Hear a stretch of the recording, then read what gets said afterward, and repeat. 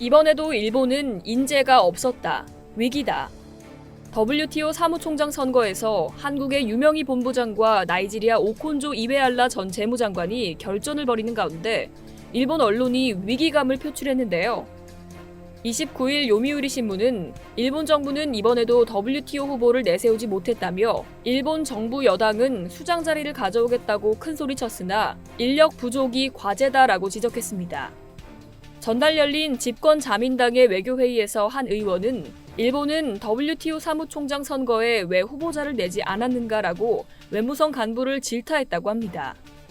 일본은 과거에도 WTO 사무총장 선거에서 후보를 낸 적이 없는데요.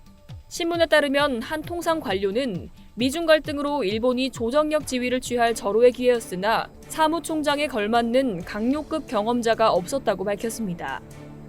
지난 7월 마이니치 신문은 일본이 후보자를 내는 것을 일찌감치 포기했다고 전했습니다.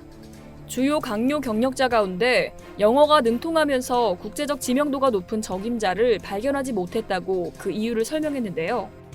자민당에서 불만이 커진 데는 당초 유력하지 않을 것으로 전망됐던 한국의 유명희 본부장이 최종 선거에 진출한 점도 작용했을 것으로 보는 시각이 있습니다. 게다가 일본은 한국에 뒤처지고 있다는 위기감이 커진 것으로 보입니다. 요미우리는 한국이 유본부장을 후보로 내 아시아권의 존재감을 높였다고 전했는데요.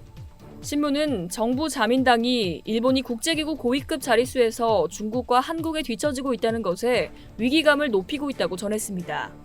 실제로 일본은 유엔을 비롯한 국제기구에서 미국에 이어 분담금 순위 2위를 차지하면서도 지난 10년간 일본인이 국제기구 수장을 역임한 사례는 세키미지 고지 전 국제해사기구 사무총장밖에 없습니다. 자민당의 의원연맹은 지난 27일 총리 관저를 방문해 외무성과 내각 관방이 사령탑이 돼 전략적으로 임하고 강요 경력자를 등용하도록 스가 요시히데 총리에게 요청했습니다. 스가 총리는 국제기구의 우수한 인재를 적극적으로 보내겠다며 대응 강화를 시사했습니다.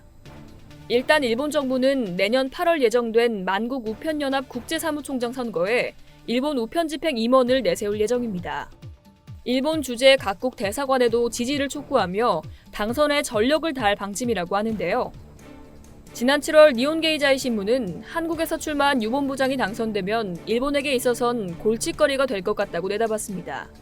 일본의 대한 수출 규제 관련 WTO 제소에 중심적 역할을 했다는 평가를 받고 있는 유본부장이 곱게 보일 리 없겠죠. 교도통신은 일본 정부가 분쟁 해결 절차의 공정성에 영향을 미칠 것으로 판단해 오콘조 이베알라 후보를 지지하고 있다고 전했습니다. 이상 여의도TV였습니다.